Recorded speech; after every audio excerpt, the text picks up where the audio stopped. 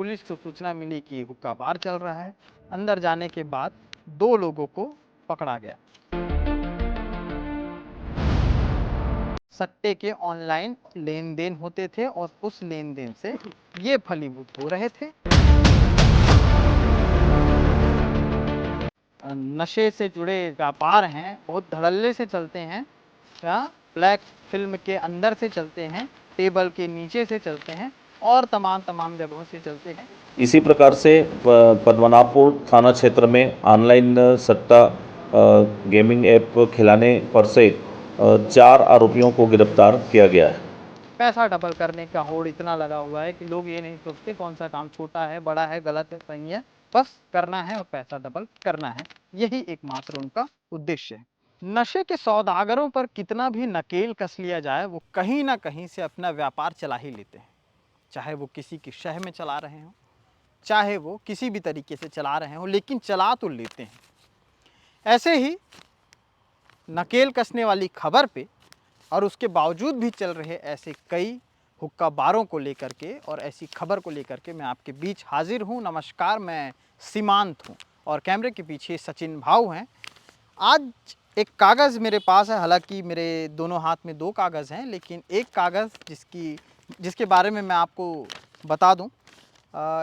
ये कागज़ है वीआईपी कैफ़े सुपेला में, चौहान स्टेट के ठीक सामने वीआईपी कैफ़े है, वहाँ से जुड़ा हुआ है, जहाँ पर कल रात को हमारे वीडियो जर्नलिस्ट सचिन भाऊ पहुँचे हुए थे। रात के करीब 1 बज गए थे। सचिन भाऊ इसलिए पहुँचे थे क्योंकि वहाँ पर पहुँची थी पुलिस। पुलिस इसलिए पहुँची थी कि सूचना मिली थी कि हुक्का बार चल रहा है वीआईपी कैफ़े में। अब से काफ़ी समय पहले की बात है कि एक और केपी न्यूज़ में ऐसी ही वीडियो अपलोड हुई थी वीआईपी कैफ़े से जुड़ी, जहां पर पुलिस वालों ने वहां पर जाकर के दबिश दी थी और उसके बाद वहां पर जो कुछ चल रहा था उसके बारे में एक्सपोज किया था। कुछ समय बीता तो फिर उसके बाद वैसा ही सिचुएशन शुरू हुआ। कल की बात अब मैं आपको तफ्तीश से बताता हूँ कि सचिन भाऊ वहाँ पहुँचते हैं, उससे पहले पुलिस पहुँचती है। पुलिस को सूचना मिली कि हुक्का बार चल रहा है। अंदर जाने के बाद 2 लोगों को पकड़ा गया। हुक्का बार चल रहा था ये सूचना मिली थी, लेकिन साथ ही साथ और कुछ भी मिल जाएगा ये किसी को अंदाज़ा नहीं था। और कुछ का जिक्र वही जो भिलाई में आजकल बहुत ही ट्रेंडिंग में चल रहा है, और वो है सट्टा, ऑनलाइन सट्टा। पैसे लगाना, पैसे निकालना, पैसे जमा करना, ये सारी चीज़ें बहुत ही धड़ल्ले से चल रही हैं। पुलिस इसके ऊपर अपनी नज़र भी रखी हुई है, लेकिन नज़र से बचकर कैसे काम करना है उन आरोपियों को भी शायद अच्छे से आता है। अब ये चोर पुलिस का खेल चलते रहेगा, लेकिन इसके बीच हमें शहर को लेकर के और समाज को लेकर के जो चीज़ बतानी है वो चीज़ बताने के लिए हम लोग आते रहते हैं। इस मामले में 2 लोग को गिरफ्तार किया गया है। आपको पहले मैं बता दूं, आपने शायद कभी प्रेस कॉन्फ्रेंस में आने वाली ये इस तरह की विज्ञप्तियां देखी होंगी। ये देखिए, ये विज्ञप्तियां होती हैं जो प्रेस कॉन्फ्रेंस में हमें दी जाती हैं। ये कोई सुरक्षा का मुद्दा है नहीं कि मैं एक्सपोज ना कर सकूं। हम जो प्रेस कॉन्फ्रेंस में जाते हैं तो हमें इस तरह से लिखा हुआ मिलता है। ये 2 नाम हैं, प्रांशु गुप्ता और जिनकी उम्र 22 साल है, और ऋषभ गुप्ता जिनकी उम्र 26 साल है। कॉन्ट्रैक्टर कॉलोनी सुपेला के रहने वाले हैं ये लोग। कैफ़े चला रहे थे। कैफ़े की आड़ में हुक्का बार चल रहा था।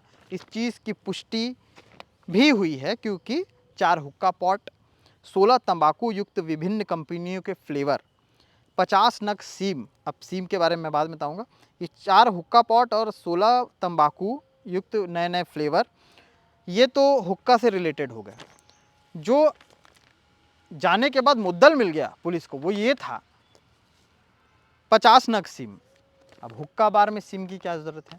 तो जब 50 नग सिम के बारे में पता किया गया, पतासाजी की गई, जांच पड़ताल की गई, तो पता चला कि 50 नग सिम ही नहीं बल्कि साथ में 15 नग आईडीएफसी बैंक के चेकबुक, 1 नग लैपटॉप, 3 नग मोबाइल, कुल कीमती 1,80,000 रुपये जब्त हुए।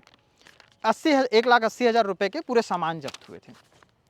50 नग सिम की अगर मैं बात करूं तो जब पूछताछ की गई है इन दोनों लड़कों से, प्रांशु और ऋषभ से, तो इन्होंने बताया है कि लोगों को बिना जानकारी के उनके इन्फॉर्मेशन कलेक्ट करके उसके ज़रिए ये सिम लेते थे। सिम लेने के बाद तमाम तरह के अकाउंट खोले जाते थे। तमाम अकाउंट में सट्टे के ऑनलाइन लेन देन होते थे और उस लेन देन से ये फलीभूत हो रहे थे। लेकिन वहाँ पर दुर्ग पुलिस की दबिश ने इन सारी चीज़ों पर हालांकि फ़िलहाल उस समय के लिए पानी फेर दिया। दोनों आरोपियों से पूछताछ में काफ़ी सारी चीज़ें पता चली, जिसमें से ये सारी चीज़ें भी आई कि जिस तरह से वो लोग फ़र्जी तरीके से जो है फ़र्जी तरीके से लोगों से लोगों के जो इन्फॉर्मेशन है उसको लेकर के सिम लेते थे और उसके बाद फर्जीवाड़ा करते थे। इनमें से एक शख्स है आरोपी ऋषभ गुप्ता। इसके विरुद्ध 2023 में सोनीपत हरियाणा में भी धोखाधड़ी का आरोप है। तो इस तरह के आरोप हैं, न्यायिक रिमांड में भेजा गया है। ये सारी खबर हैं, छोटी सी खबर लग रही होगी लेकिन इतनी छोटी खबर नहीं है कि आप इसको इग्नोर करके चले जाएं, क्योंकि एजुकेशन हब भिलाई का तमगा संभालिए। इस भिलाई में लगातार हुक्का बार जहां पर पूरी तरह से बैन है, वहां हर चौथे कैफ़े में आपको हुक्का मिल जाएगा। और अगर किसी को आपत्ति है तो हो सकता है कुछ दिन बाद और भी कई हुक्का बारों में या कैफ़े बनाम हुक्का बारों से ऐसे हुक्का के सामान या ऐसे लोग मिले जिनका जो थर्मामीटर होता है ना चेक करने का मुंह को, उससे चेक किया जाए तो उससे भी काफ़ी सारी नशीली चीज़ें मिल जाएंगी। ये सारी चीज़ें बहुत धड़ल्ले से चल रही हैं भिलाई दुर्ग में। और इसकी जानकारी, क्या लगता है आपको, इसकी जानकारी ज़िम्मेदारों को नहीं होती होगी? क्या लगता है? आप कमेंट करके ज़रूर बताइएगा। इसकी जो जानकारी है हर ज़िम्मेदारों को होती है, लेकिन फिर भी इस तरह के जो नशे से जुड़े व्यापार हैं बहुत धड़ल्ले से चलते हैं। ब्लैक फिल्म के अंदर से चलते हैं, टेबल के नीचे से चलते हैं और तमाम जगहों से चलते हैं। ऐसी जगहों के बारे में जब हमें पता चलेगा हम तो स्क्रीन के सामने आ जाएंगे और सचिन भाऊ कैमरे के पीछे। लेकिन ये सारी चीज़ें बंद कब होंगी, ये सबसे बड़ा सवाल है। क्या ये कभी बंद होंगी? एक और कागज़ है जिस कागज़ का मैंने पहले जिक्र किया था, ये दूसरा कागज़ है और इसका मामला ये है कि ऑनलाइन सट्टे से जुड़ा हुआ है। ऑनलाइन सट्टा काफ़ी ट्रेंडिंग पे चल रहा है। महादेव आपने नाम सुना होगा। इन सब के अलावा और भी कई सारे ऐप आए। ये एक नया ऐप है मार्केट में, जिसको लेकर के काफ़ी सारी बातचीत हो रही है। इसमें 3 सरगना है जो दुर्ग पुलिस ने गिरफ्तार किया है। तीनों के नाम मैं बता देता हूँ: चिरंजीवी भाटी, मृत्युंजय चंद्राकर और मनीष लेगवानी। चिरंजीवी और मृत्युंजय ये दुर्ग के रहने वाले हैं और जो मनीष लेगवानी है ये रायपुर का रहने वाला है। पूरी खबर क्या है आपको बताता हूँ।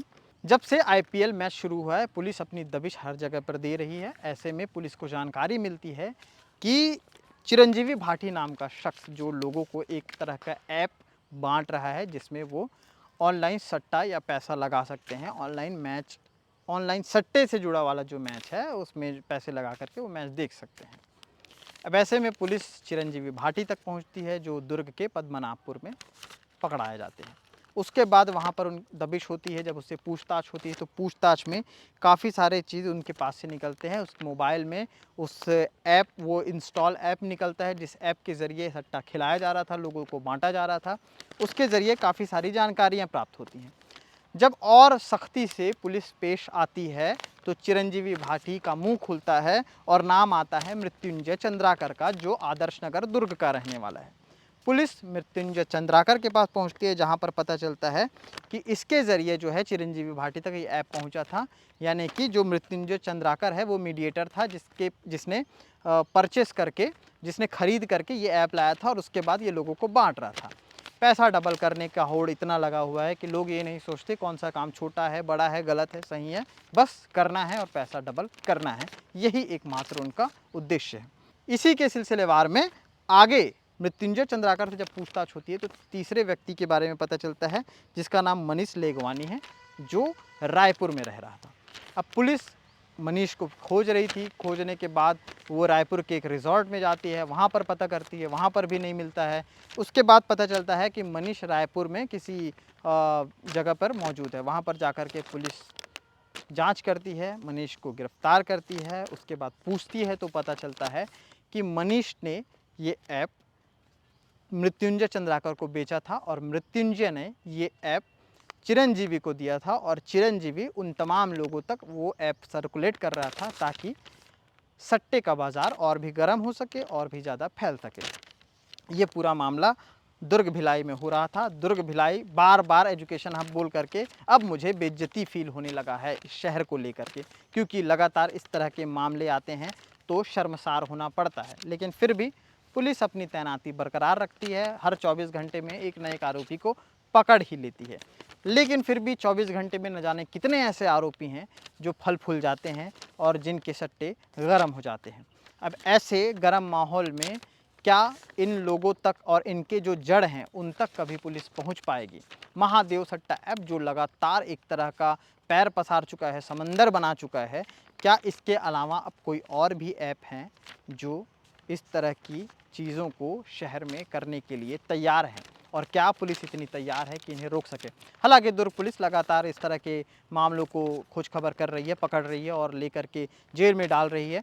पुलिस अपने पूरी तैयारी में लगी हुई है, लेकिन उसके बावजूद भी इस तरह के मामले हो रहे हैं, ये थोड़ा सा चिंताजनक है। साथ ही साथ एक और मामला है निवई का।